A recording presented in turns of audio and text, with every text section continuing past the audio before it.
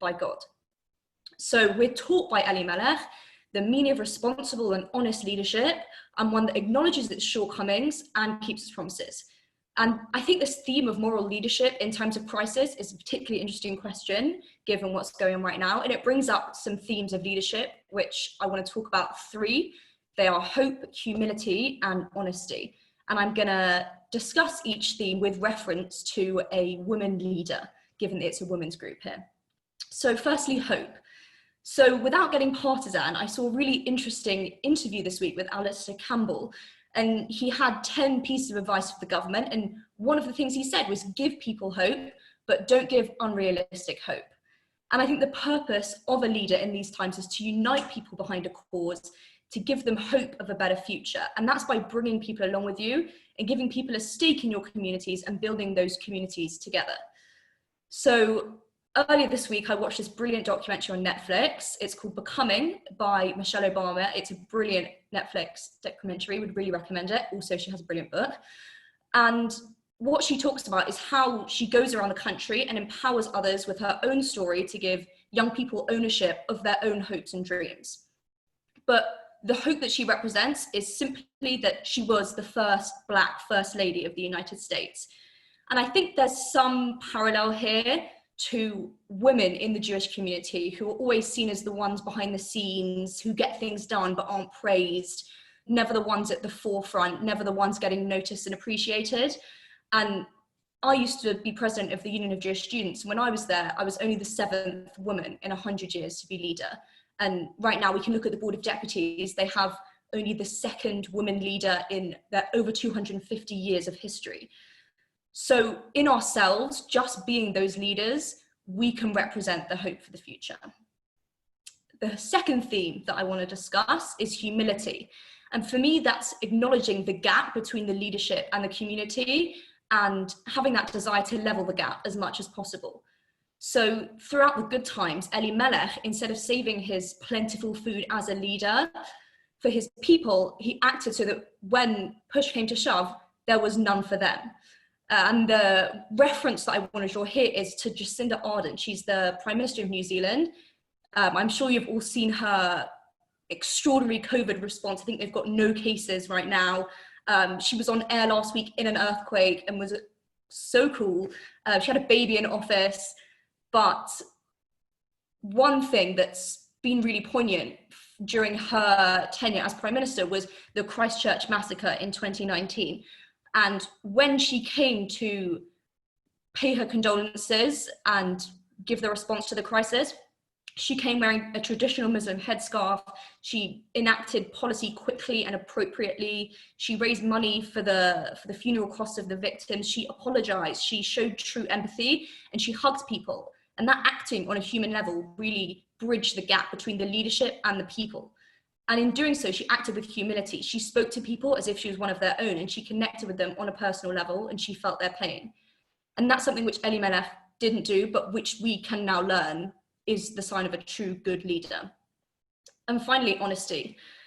So in this case, it's the ability to accept consequences of our actions and own up when we make mistakes.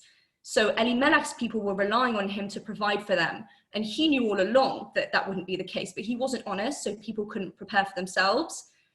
And then when the famine struck, he ran away and he didn't accept responsibility. So there are a lot of different examples that I could give in this case. And actually, when I was Googling leaders who have owned up to their mistakes, I found a list of 10 and all of them were men. So, I mean, what does that say?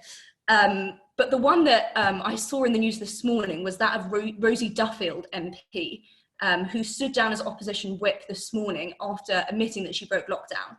And so this isn't a judgment of people's circumstances or choices. It's not a political statement. It's not comparing anything, but it's simply looking at the fact that as a leader, she decided that she'd made a mistake, she apologized, and she accepted the consequences for it. And that takes real strength to admit when you're wrong. But in doing so, you build trust with communities and you learn and you grow and you bring others along with you. And that's a true sign of a real leader. So those are the three themes of leadership that I've taken from Elimelech's story in the book of Ruth: to empower hope, to act with humility, and to speak honestly. And as the book of Ruth shows, leaders aren't always the ones with the titles, but those who are acting with morality and compassion, who collectively we drive society forward. So it's the book of Ruth, not the book of Elimelech, even though Elimelech was the leader. But it shows how we're judged not by who we are or what title we have, but what we do with who we are. And that should empower each and every one of us to be a leader in our own families, societies, communities, workplaces, every single day. So we may not be the prime minister or the first lady, but in our own lives, we all have the potential and we all have the choices not to be an Elimelech, but to be a Ruth. Thank you so much. Thank you so much, Hannah. That was wonderful. Really, really wonderful. I love how you've taken a character that we've learnt about and made it so real and relevant to all of us today. So thank you for that. We're going to move on to Indiana. Indy, I just need to find you. And Indy's going to talk to us about two characters called Machlon and Chilion. So she's kind of going to continue on from Hannah's story. If I can find you, where's Indy? Okay. Indy, do you want to unmute yourself and then I'll find you on the... Yeah. Okay, so I need to take the spotlight off Hannah.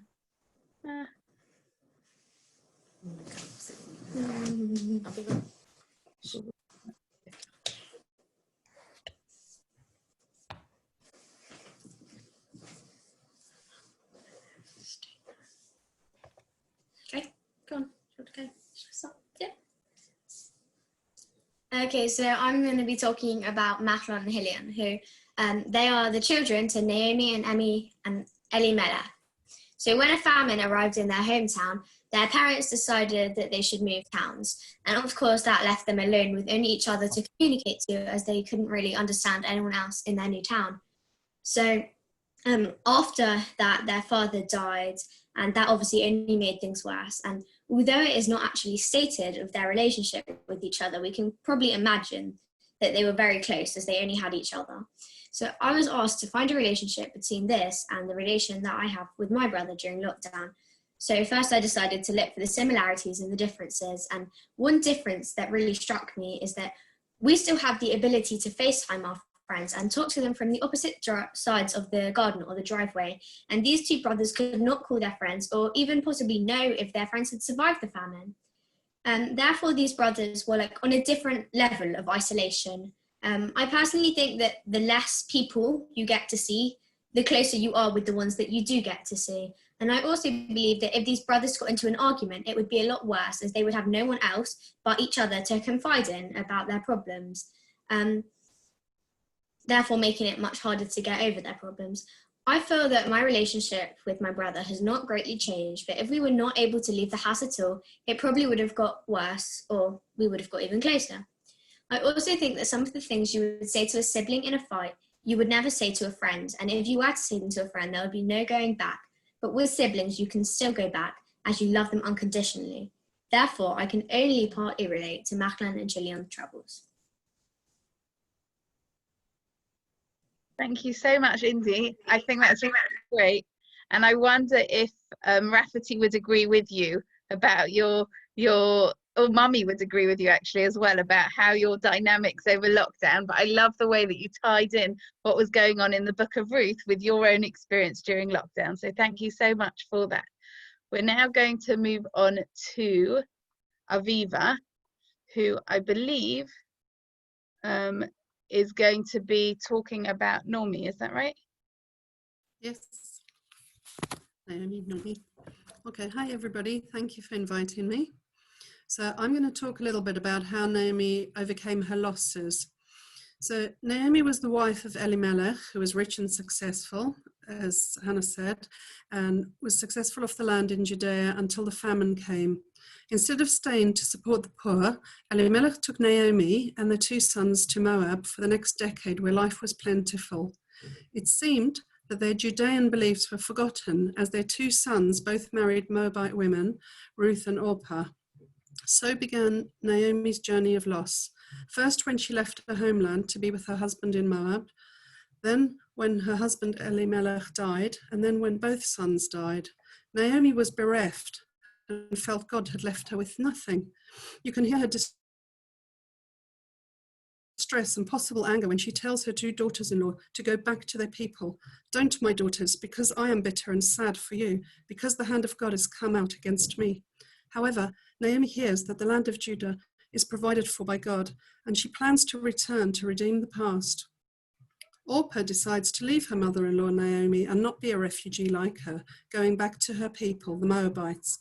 Ruth pledges herself to care, support, and stay at Naomi's side until she dies. Something so strong and loving in the words of Ruth that Ruth says allows Naomi to help and support. When the 2 ladies return to Judah, Boaz, a kind landowner, offers Ruth the opportunity to glean food from the harvest because he in turn learns of her kindness to Naomi. He also recognizes Naomi as kin and understands the responsibility of supporting kin. Naomi encourages Ruth to take up with Boaz to be secure, and this ultimately happens, and they have a son. So how did Naomi rebuild her life after all her losses? Naomi had lost her homeland and had been a refugee in Moab. She had lost her belief in practice. She lost her husband, and she lost her 2 sons. Naomi was on a journey of redeeming the past, to ask for forgiveness and to return to her roots. Was Ruth's supporting pledge the flicker of light to give Naomi hope to really go back? Or was Naomi's love of her people the guiding force to make her want to return? Boaz's kindness to Ruth gave hope to Naomi, hope that they wouldn't starve due to his kindness and kinship. This acknowledgement reinforced Naomi's identity as a person belonging from Judah, her homeland. This story covers a number of decades, and in retrospect, we can see that at the time, what was felt insurmountable was in fact overcome by time. My last 8 years spent working with Holocaust survivors and refugees has taught me similar lessons. Examples from 75 years ago, Holocaust survivors express how when they were stripped of their identity and material belongings, the stories are told are of little acts of kindness. Older ladies swapped their high-heeled shoes with younger girls to make them tall enough to look adult. A lady who bit her fingernail to draw blood which she dabbed on a young girl's face so she had some colour to hide her pale, drawn face in an inspection in a camp. A nun who spent the night teaching the children to say Catholic prayers so they would not be found out when the Nazis visited in the morning. All the survivors and refugees only reflected on how these acts of kindness may have been key points in their survival retrospectively. From 25 years ago, Bosnian Jewish people who escaped to London from Sarajevo said, "The people of London gave us clothing, food, places to live, and the offer of work." A very elderly Bosnian lady said, "I lost everything in the Holocaust and escaped to Sarajevo. 50 years later, I lost everything again in the war. All I want in life is to feel safe as a Jew and to be with my family." So Naomi encountered hope and faith, acts of kindness, a sense of belonging, and regained her identity to help her overcome her losses. These are also seen in the lives of survivors and refugees. And sadly, everyone has losses. Being kind to those living with loss and allowing time to reflect and listen creates hope. Faith doesn't always provide immediate answers, but it does provide a framework to be safe within. Naomi wanted to be back in her community, and maybe her inner strength and faith led her back. Without her return, Ruth would not have met Boaz, and they wouldn't have had their son Oved. Sadly, Boaz died, but Naomi and Ruth brought Oved up, and he became a grandparent to King David. Thank you so much, Aviva. It's so inspiring to hear just a few snippets of stories about the incredible people that you work with, and I know what amazing things you do for them, so thank you for that. I'm sure this time right now has been particularly challenging with supporting our elderly, so really, as one of our heroes, thank you for everything that you're doing. I'm now going to ask Eliza to share with us about Ruth, so I'm going to spotlight you and you can unmute yourself. Right, can you hear me? Yeah. Right, as Jacqueline said, I'm going to talk about Ruth herself and what lessons can be drawn from what is one of our most famous immigrants. When Amanda asked me a couple of weeks ago whether I'd like to speak at the Women's Shavuot Learning Experience, I honestly knew very little about her.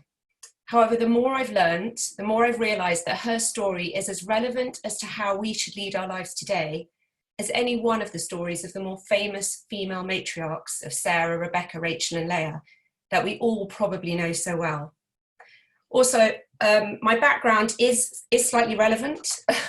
It's a painting, I found it this morning, and it's called Ruth 1. It's by an artist called Shoshana, I'm not going to pronounce this correctly, Brombacher, who currently lives in Brooklyn but was born in the Netherlands. And if you look closely, it actually depicts several scenes from the Megillat Ruth. It's quite sort of Chagall-esque anyway. So back to the lessons that we can learn from Ruth herself. Well, after learning and reading about her, 3 things became clear to me. The first one, I think a lot of people have already mentioned tonight, is to be kind and compassionate. When Ruth insists on staying with Naomi and leaving her own country to go with her to Israel, she's showing immense kindness. This kindness and compassion that she shows Naomi, and in turn Boaz shows Ruth, is a prime example of chesed.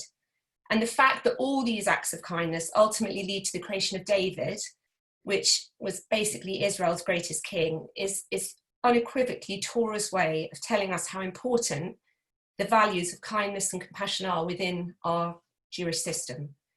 In fact, the sages go on to say that the 3 characteristics most important to Jewish character are modesty, compassion, and kindness.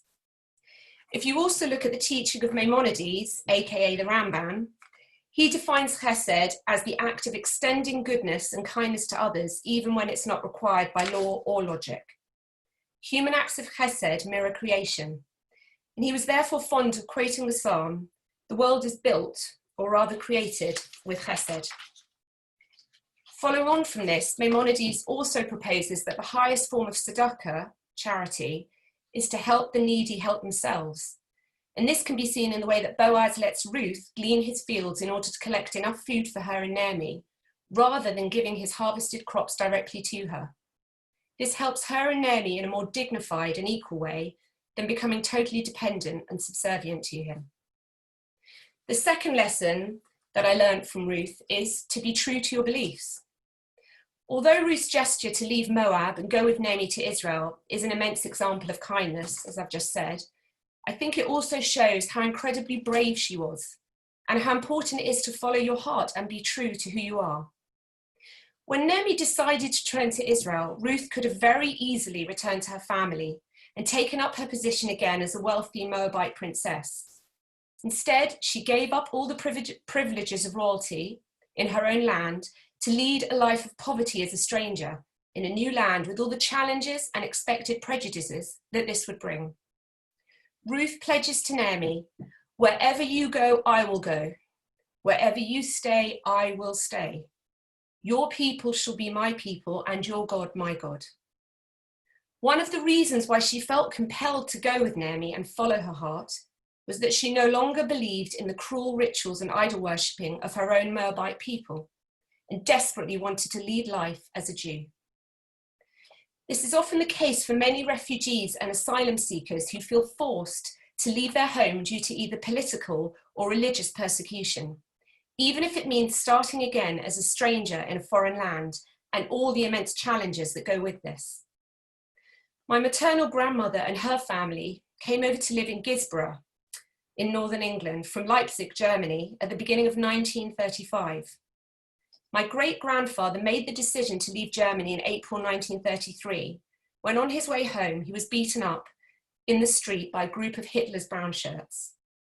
Even though most of his friends and family at the time did everything they could to discourage him from leaving Germany, arguing that matters in Germany would eventually improve, he left his comfortable, established life that he had worked really hard to build up and gradually moved his wife and 5 children over to a country where he couldn't speak the language, didn't know the customs, culture, and had no community. For us, looking back with hindsight, knowing the atrocities that were to come, my great-grandfather took the best decision of his life leaving Germany and moving to England as a refugee. But at the time, it must have been so difficult for him to follow this path when the majority of his friends and family were telling him something different. The last point I want to make about Ruth's story is how we as Jews should identify with and help the stranger. In the book of Exodus, it's written, "Do not oppress the stranger, for you know the soul of the stranger, for you were strangers in the land of Egypt." When Ruth showed ultimate kindness to Naomi in sticking by her side when returning to Israel and helping her when they arrived, and when Boaz allowed Ruth to glean his fields and gave her protection, both of them were helping someone from another culture and country who was not one of them, who was an outsider, an immigrant, a stranger. Throughout history, the Jewish people have experienced what it's like to be strangers in a foreign land again and again, whether it be when we were slaves in Egypt to more modern times. It is very likely that the majority of everyone here tonight, or even I would go to say the majority of our Bushy community, are either grandchildren or children of immigrants, or even immigrants themselves. Their families came to the UK to flee from the pogroms in Eastern Europe, or due to the rise of the Nazis and the terrors of the Holocaust. It is therefore not so far back in our time that our families have experienced the challenges of being a stranger in a different country, of knowing what it is like to have to learn a new language, new systems, and new customs. Therefore, we all inherently know the soul of the stranger.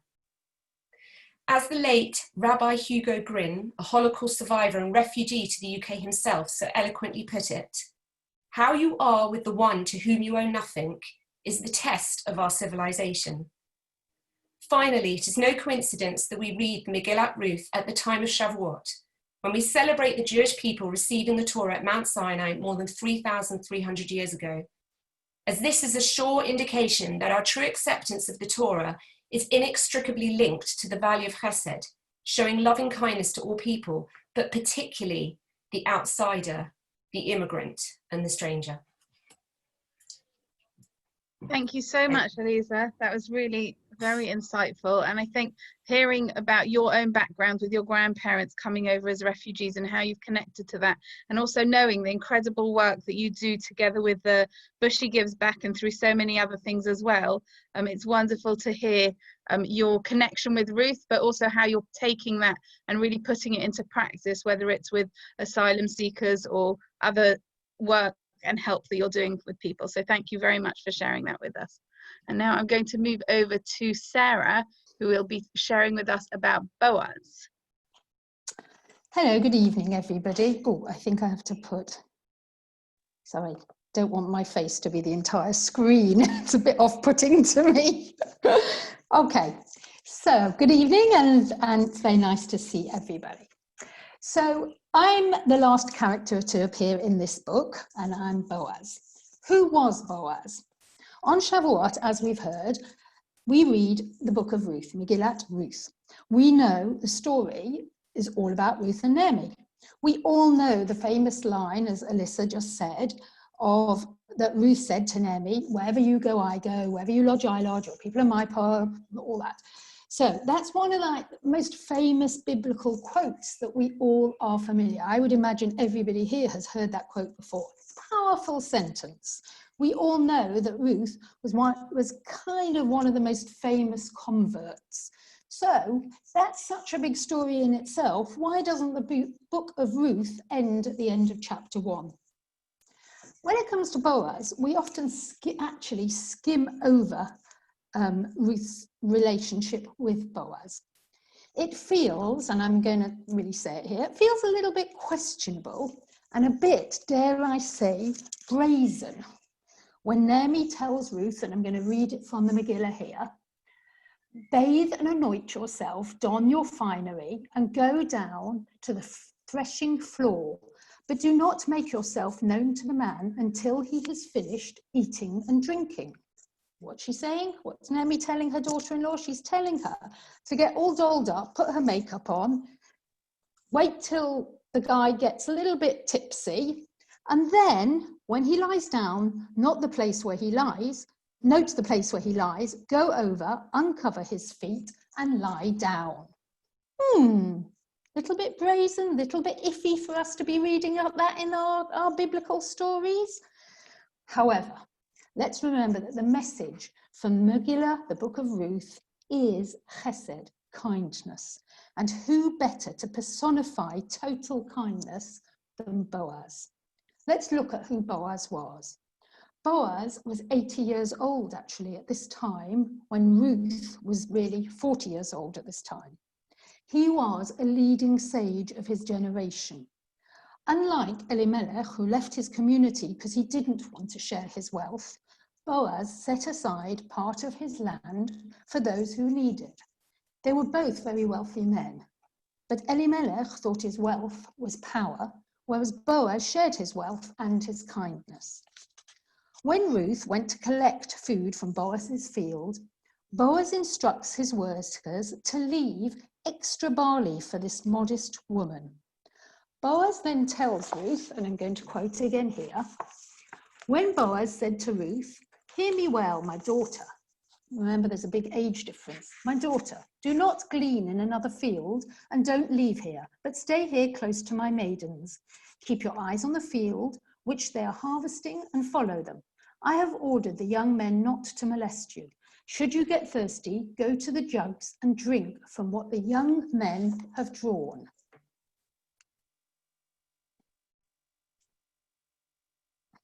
Ruth and Naomi were poor by now, and they had lost everything. So, isn't this pure chesed and kindness? Isn't this the whole story of what we're reading? The whole theme of what we're reading is pure chesed and kindness, that Boaz actually looked after and told his men to look after Ruth. But wait, Boaz does more. Boaz was actually the son of Elimelech's brother. Okay, he was the son of Elimelech's brother. And this is vital to our story. Boaz and Elimelech were related.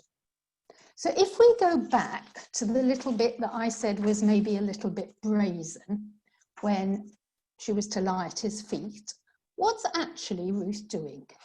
Ruth is actually asking Boaz to exercise his right of kinship by marrying her. Well, wait a minute, let's look what this means. There's a thing in our Torah called yibum. In short, a husband and a wife marry, they have no children, the husband dies, so the husband's brother then can marry the wife in order to continue the family name, the lineage. So, by Boaz actually marrying Ruth, it's not just because he's marrying Ruth. What he's doing is agreeing to continue her late husband Machlon and her late father-in-law's Elimelech's lineage. He's not doing it for his own name, but he's doing it for the continuation of Elimelech's name. Chesed, kindness, selfless, or what? Kind of a little bit like surrogacy.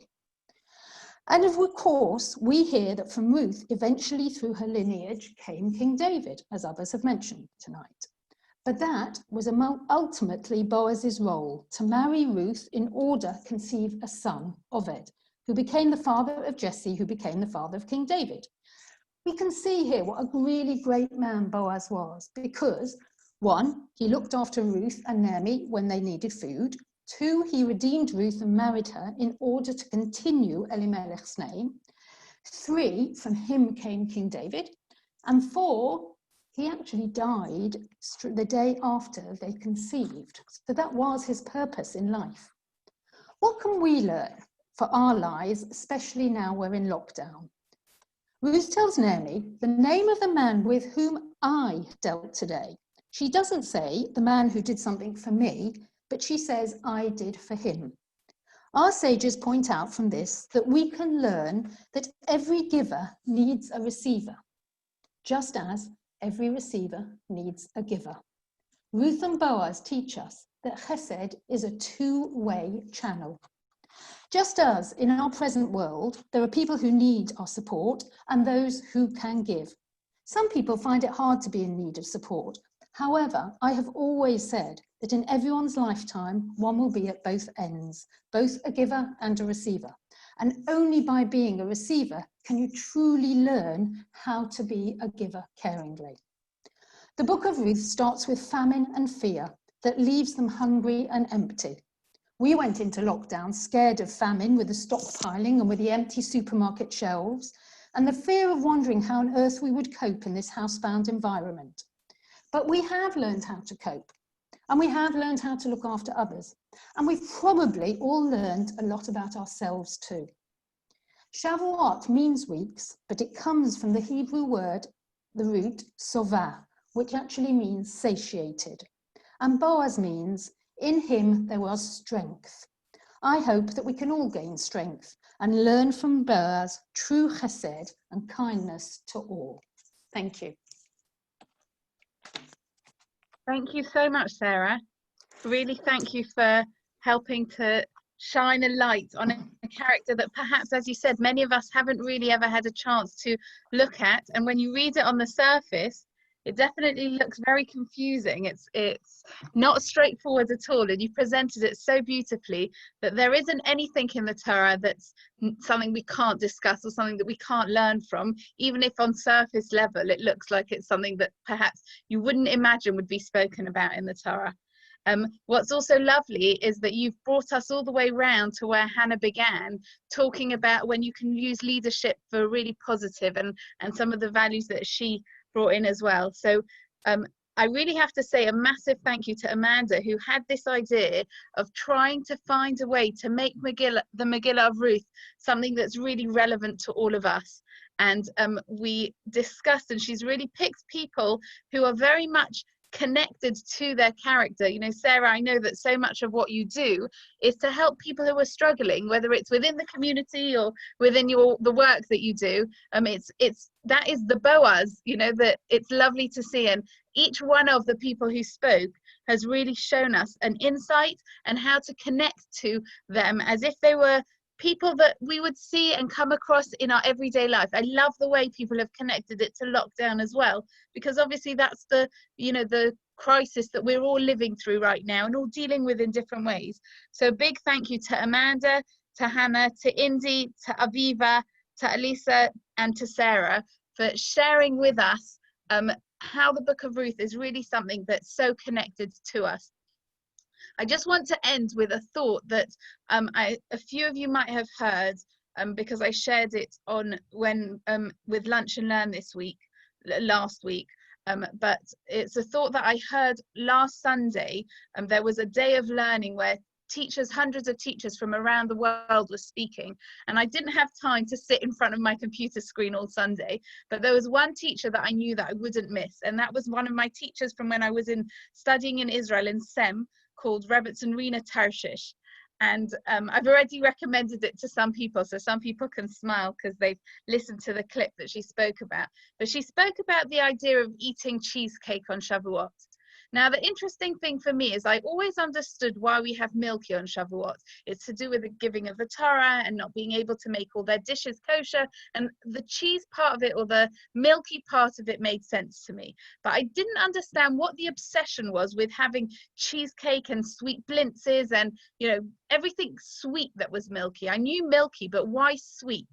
And Mrs. Tarshish explained so beautifully the idea that the Torah and the mitzvot are compared to milk and honey. And we talk about the land of Israel flowing with milk and honey.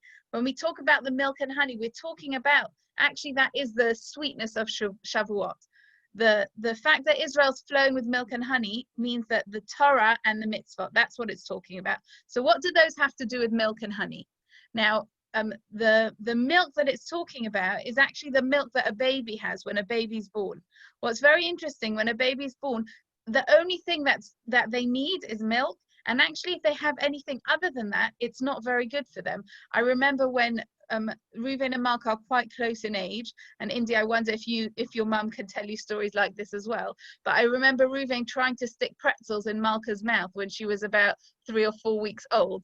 Thankfully, I was nearby and managed to stop him. But as you can imagine, that's not what he needed. Everything she needed at that time came from milk, and she didn't need anything else. So the Torah is this idea of everything that we need is contained within our Torah. There's nothing that is, not allowed to be spoken about in Torah, as Sarah was describing. There's nothing that we can't learn from the Torah. As we saw the different examples from all our speakers, Torah is so relevant and it has everything in it that we need. But the thing is, sometimes when you have food that has all the nutritional value and all the things that you need in it, it's really boring, or it's really something that you don't really want to enjoy. You know, think about if you have to be on a diet or a foods plan that you can only eat the things that are really nutritious for you. What are they? Normally they're just not the yummiest things, and you feel like all the really good things you have to deprive yourself of. Well, that's the honey part as well. That's the sweetness of cheesecake. That's the idea. Yes, you've got the idea of it being milky, but it has to be with the sweetness as well. That Torah isn't just everything we need, but it's also so beautiful and so sweet. So yes, it contains everything that we need in terms of understanding society, in terms of understanding morality, in terms of understanding any dilemmas we might come up with. But also it's the sweetest thing that there is. And, you know, being able to celebrate over Shavuot, whether it was with cheesecake or the delicious ice cream that Shira made, or whatever milky things you were able to take part in, it's really taking these two ideas together. The requirement, the nutritional needs that we have, the spiritual needs we have covered by the milk and the idea of the Torah, but at the same time it's so delicious. And I really want to thank the amazing women who've shared with us today, so that we can see a little bit of how that sweetness is so relevant to all of us, how the Torah is relevant to us, and it's something that we can each try to take something from. So I'm going to now take off my spotlight, and I'm going to invite everybody, whoever would like to share, to ask questions, to comment on some of the speakers, whatever you'd like to be able to share. But it really has been so special, even though we weren't able to get together yesterday afternoon as we would, you know, with all that's been happening for many years before we came here, with Judy, with all the chairs, the legends of all the chairs coming into 8 Richfield Road. But even without that, it's been so wonderful to see so many of you on here to continue our celebration of Shavuot and of the incredible gift of the Torah that we have. So if anyone wants to unmute yourself and comment or ask anything, please do so now.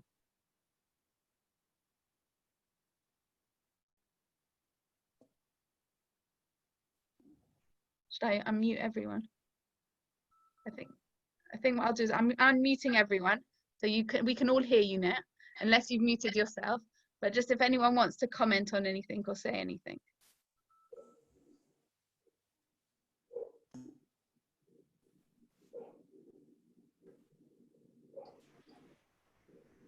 Can I say something? Yeah, please, Danielle. I just want to say, I thought this was the best Shavuot learning event I've ever been to. Well, virtually been to, obviously. I thought this was absolutely brilliant because it was so contemporary, and it made me think as well that sometimes we go looking around the world for speakers, and how, isn't it amazing in our own community? I mean, there was nothing you can't say this was amateur, this was professional, but everything was well, you know, everyone had researched things properly and thoroughly. They presented it really well. They made it relevant for today. And I just thought it was absolutely brilliant. I really did. I thought it was really, really good. I could have carried on. Every time someone's finished, I thought, oh, they're finished. I want them to carry on. So it was really just absolutely excellent. And I think we should do more of these sorts of things. Absolutely brilliant. Brilliant. Really enjoyed it. Thank you very much. Thank you, Danielle. And next time we'll have to get you to provide some white chocolate cheesecake as well, I think. Claudia, do you want to say something? Or you're clapping? Clapping, okay. Anyone else wanted to say anything? Can I just say, can I say something, Jacqueline? Yes, please. Sarah, it was very interesting what you were reading about Boaz, because yesterday we were reading through the Book of Ruth. I've never read it through so carefully because I had plenty of time yesterday, and I was reading all the explanations as well, and I was thinking, what on earth is going on with Boaz here? It was exactly the same as you said, and you explained it very well, because there were all sorts going on in my mind, I have to tell you. Thank you. It was, yeah. I have to say, it was a very interesting experience being able to read everything at our leisure at home, because you could read and you could discuss. Alan and I have never discussed the Sedra or anything like this together before, the way we have now. So thanks very much indeed, and I agree, it's been really wonderful. Thank you very much, everyone. Thank you, Kathy. It's amazing, actually, when you see very often, whenever it comes to the messianic line, which we know King David is the ancestor of Mashiach, very often there's a lot of prophecy there. So all the stories in the Torah where you kind of think, what's going on here? Like with Yehuda and Tamar, right? They're not normally the things that you would have learned as a child in school or cheder. It's kind of the things that are glossed over. And even with King David as well, there's a lot of stories that look very controversial.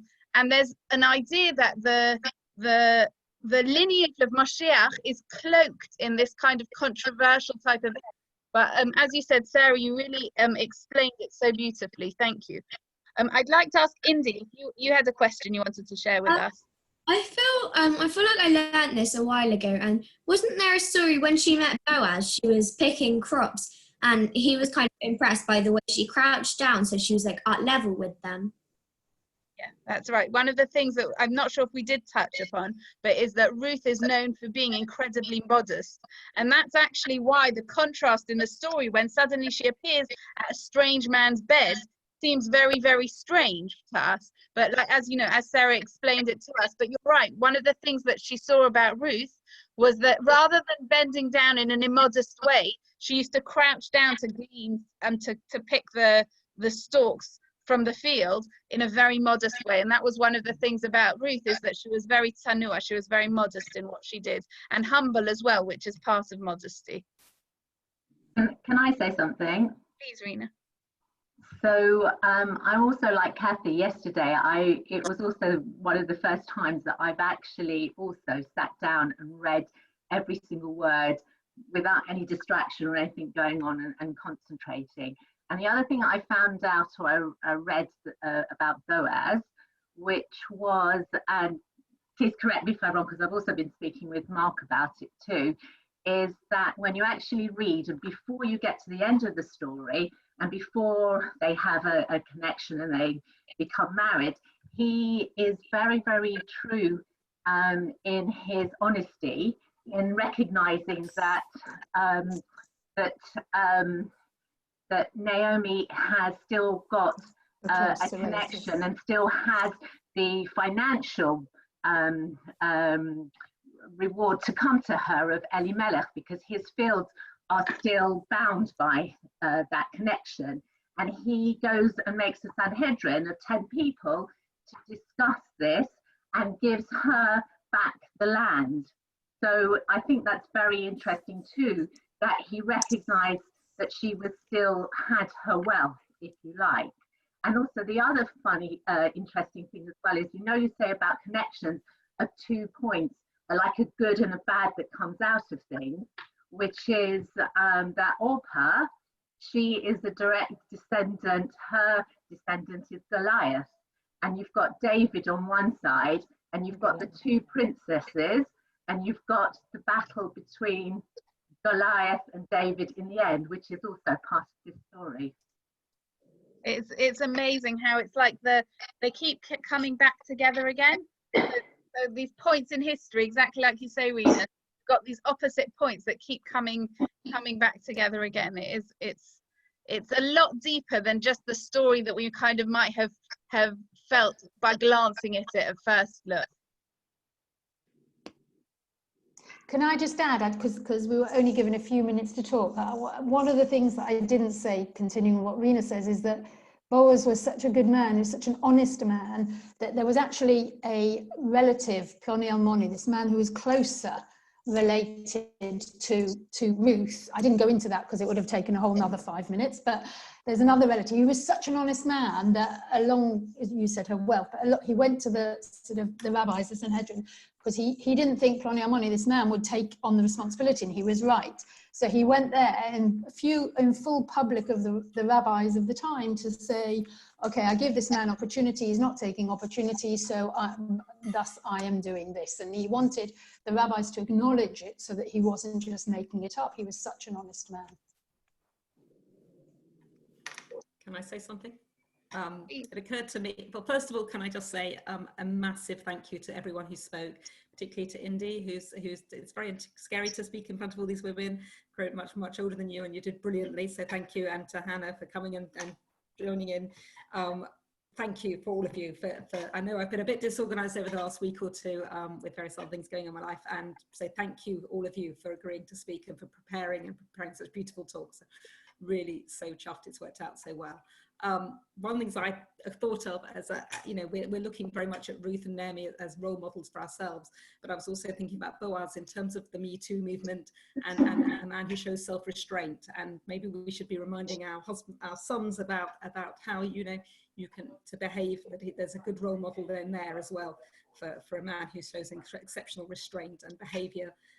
We have to believe that not that men out there can behave in the best possible ways as well. Yeah, can I say something? Please, Malky. I was thinking actually yesterday when I was reading it, thinking about as it meant to be that Oprah decided not to join them. What would have happened if Oprah did come? How things would have turned up? Yeah, what's fascinating, Malky, as well, is that Orpah, not only did she not join the Jewish people, she went like the exact opposite, and she became very immoral, and we're taught that she fell very badly in terms of her. She was almost became part of the Jewish people, and then she went almost like in the complete other way. And then, as Marina was saying, then her descendant was Goliath.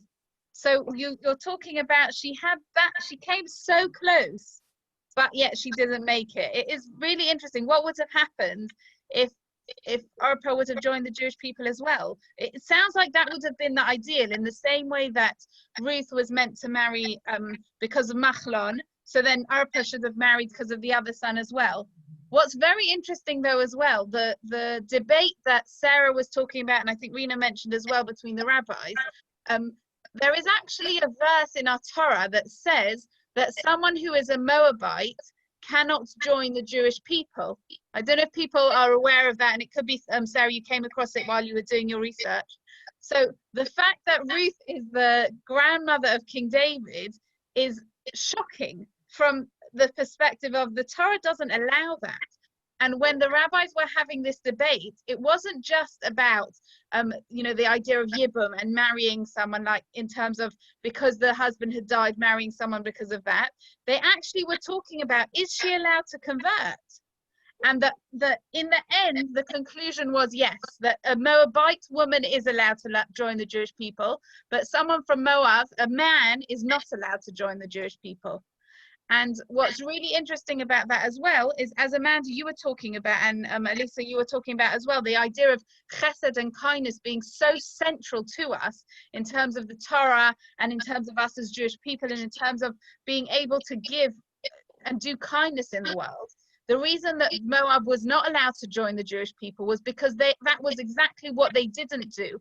When the Jewish people were left Egypt and they were thirsty, the Moabites did not come out and serve them food, serve them water and look after them. So that was because they showed a lack of care and empathy and understanding. They're not allowed to join the Jewish people. But clearly Ruth was the opposite of this. So because she was a Moabite woman, she is allowed to join the Jewish people. So it's just interesting that the spirals and the connections, it's, you could look at it as a simple story, but actually the deeper you dig in terms of Torah, the more layers you unwrap and the more you see in terms of who they are and what they can teach us as well.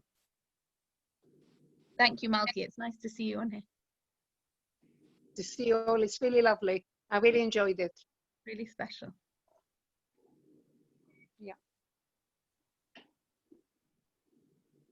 Anyone else? Yes, Rena. Oh, you're saying goodbye. Okay. Thank you all so much. This has been really, really special. Just before we go, Juliet, would you mind to just tell us about your friend who's going to be joining us in, so it's not next Sunday, but the week after. Juliet's just going to tell us a little bit about who our speaker's going to be. Yeah, thanks, Jacqueline, and thank you for a wonderful evening. I echo the words of Danielle. It's been a really, really tremendous add-on to Shavua. Really, really enjoyed it. Thank you to all the speakers. I've really learned a lot about a subject I really knew very, very minimal about before tonight, so thank you. In 2 weeks' time, on Sunday the 14th of June, which is I think 8:30, and my very, very good friend Gabi Schein-Markovitz is agreed to come and speak to our community from Jerusalem. Gabi is the daughter, I don't know if any of you remember Rabbi Cyril Schein of Central Synagogue, who was the rabbi there for 37 years. And Gabi made Aliyah when she was about 23 years old. She was actually my roommate in Israel when I was there for the year. And she's got a daughter who has special needs, has Down syndrome, and she's become an incredible champion in Israel, fighting the cause of children with special needs. And she's just an incredibly interesting person, being brought up as a rabbi's daughter from United Synagogue, from Central Synagogue. So she's really great. She's agreed to come and speak, and I really, really hope everyone will come and join in 2 weeks' time, Sunday the 14th of June. Thank you so much, Juliet. We will send out the reminders on Facebook and via the newsletter. I just wanted Juliet to have a chance to tell us about it all now. Thank you all so much for joining us this evening. It's so wonderful to see people. And please God, we'll see you all again very soon. Good night, everyone. Thank you. Good night. Thank you. It was lovely. Thank you very much. Thank you. Good night. Lovely seeing everyone. Good night. Good night. Thank you. Bye.